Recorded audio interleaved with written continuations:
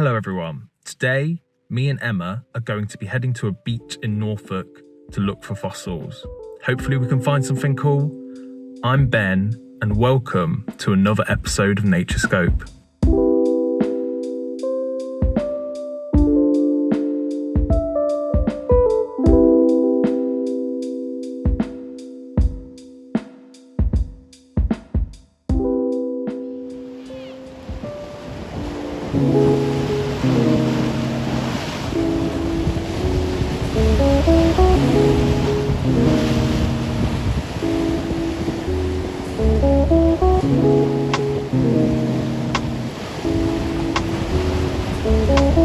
You might be wondering, why on earth is Ben interrupting his own video to talk to us from his home?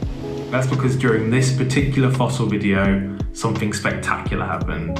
It was a very exciting event, and in the excitement, we didn't manage to film as much footage as I'd wish we had. And because of this, I thought, to make sure it's a video, I'm going to talk through a dialogue of the events that happened and explain what we did and why we did it. So it was a really windy day, and me and Emma were both down by the coast for personal reasons. So we decided to have a quick walk at low tide along the cliff area on a North Norfolk coast to see what we could find fossil-wise. We had been on these coastlines before looking for wildlife, but never really fossil hunting. It is not very well renowned for fossil hunting. There are some finds and some areas that are hotspots, but it's very rare to find anything substantial in this coastline. The more popular coastlines for these fossil hunting trips tend to be Yorkshire coast and down south coast, on the Jurassic coast. We decided to head down on this windy day, and we were going to walk along the beach underneath the cliffs, not too close to be dangerous, but in the area where all of the rock falls from the cliff had piled up so that we could comb the area looking for any patterns that might be fossils.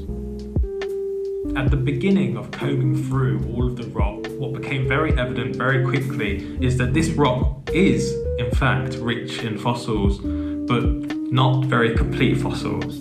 There were lots of fragments of shell and what some might have been bone, but it was very hard to discern. These were very small fragments in amongst the rock that were broken and shattered in different ways. It was very rare to see anything quite complete. Now, the main thing that I was looking for and the thing I was most excited about was ammonites. They are quite rare on the Norfolk coastline, to my knowledge. You do find them, but they are nowhere near as common because of the chalk-like rock structure as they are in areas like Yorkshire and down on the south coast. And we did actually manage to find some ammonite remains. So Emma spotted this piece of ammonite in amongst the gravel. And you can see it's a segment, very small segment of a larger ammonite. It's obviously cracked or come apart from the main ammonite during an erosion event, either falling off the cliff or being rolled around on the beach by the tide. So that was really exciting to find. But then Emma had to go and one-up herself by finding something very exciting. We were walking along the coastline, and Emma found the most fantastic fossil. It's a specimen over here. Let me show you. This here is a huge fossil ammonite. This is the size of my hand, for reference. Here you can see the patterning on the outer shell. So beautiful. And here's the chamber that comes around. Unfortunately sheared off here, but this huge ammonite is under this rock here. I'm going to try and prepare it and take it home with me. Now, this boulder was not part of the bedrock, and the fossil code dictates that as long as you're not working on bare bedrock, you can work and excavate a fossil up. So we decided to do this. We had to go and get the correct tools, so I had to make a trip to B&Q to find some tools, as I didn't have any of my normal fossil tools with me, as I wasn't expecting to find something like this. So after collecting a few chisels and a lump hammer and a normal hammer, we decided to return on the next low tide to fully excavate the fossil for moving.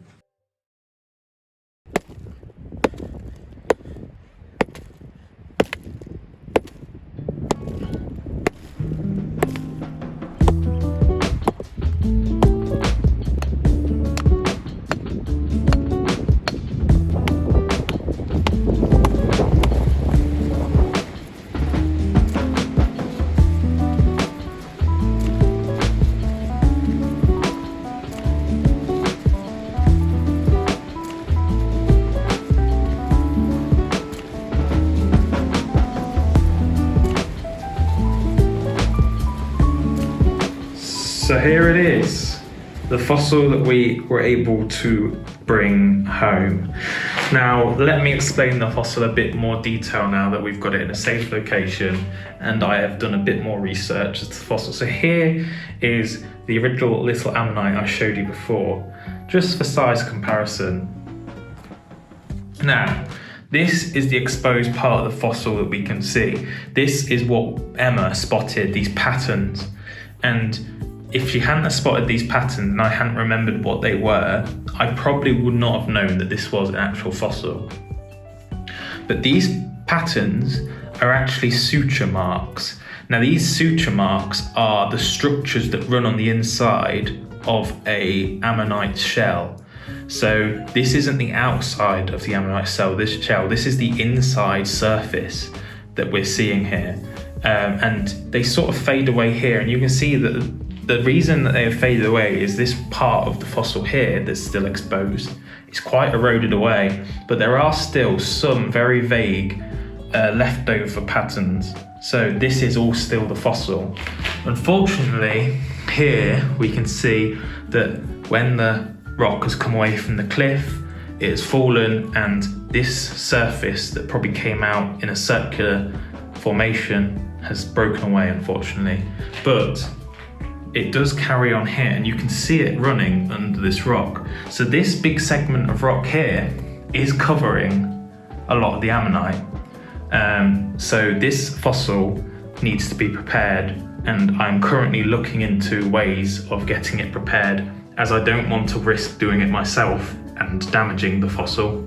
As you can see in the rock on top of the fossil itself, there are actual smaller fossils. So these are the segments of shell and bone and bits that I mentioned before in one of my previous comments. And the whole rock that this ammonite fossil was in is rich with these bits of shell and bone, which just goes to show that these animals really did live in a fully aquatic, rich environment, and just goes to reiterate the fact that Britain was once the seafloor, which is very strange to think in today's times. Just to give you an idea of the scale of this fossil, when I measure it from the end of the fossil here, and you can actually see the curvature of the fossil coming to an end there, and I measure it to the end, and I can see in the layers of rock that the fossil does actually go this far. It is 19 inches across, which is 1 foot and 7 inches, so it's over a foot and a half in length.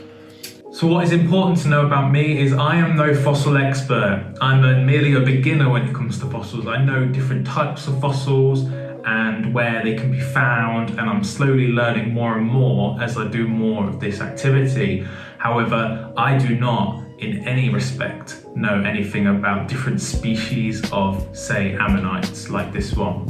So I decided to send the information I had, the size, some pictures, to some experts at the Natural History Museum, and they were able to give me a brief idea as to what this animal could have been. Based on the size alone, they were able to dictate that this most likely is a member of the genus Parapuzosia. Parapuzosia is a genus that holds a few species that can be found around the world. They had a global distribution.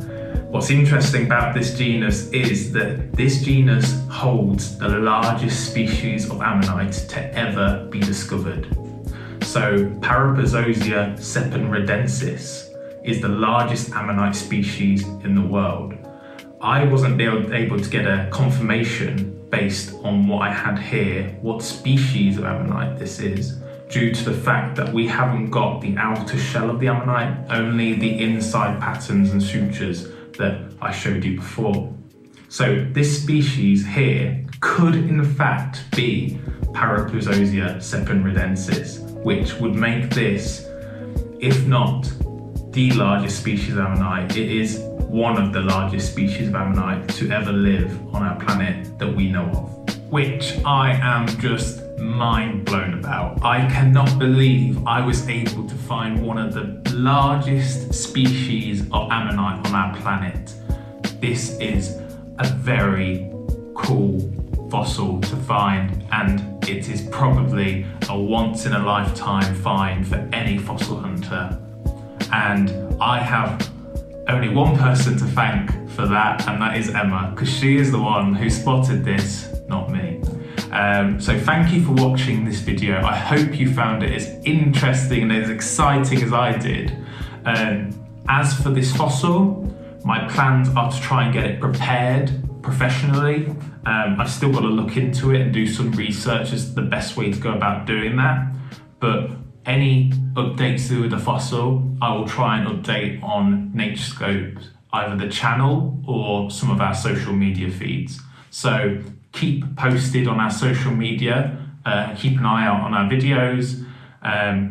And yeah, if you really do enjoy this video, like and subscribe for more, and I will see you in our next video.